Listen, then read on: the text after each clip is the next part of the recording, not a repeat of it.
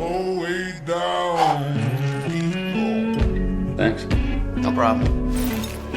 I am Iceman. I am an Omega level mutant. My ability to control temperature has no limits. I can rapidly drop the surrounding temperature. I can freeze the moisture in the air on the spot. I can shape it into ice walls, ice blades, or ice projectiles. In battle, I cover myself with a layer of ice armor. It boosts my defense. I can even transform into a living form of organic ice. It may look no different from regular ice, but in this state, physical damage barely matters. Even if I am shattered, I can rebuild myself with the water around me or within me. That makes me nearly immortal. People sometimes compare me with Pyro. They think fire can melt ice. On the surface, it looks like he is stronger. But when he plays with fire to impress girls, I can freeze his flames from a distance. John. Sorry. There were times I wanted to beat him up for being such a reckless fool. I held back, not because I was weak or afraid.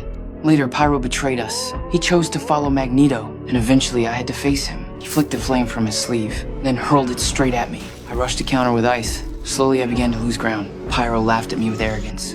You're in over your head, Bobby. I need you to go back to school.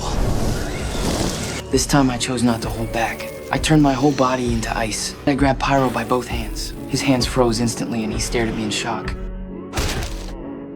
You never should have left.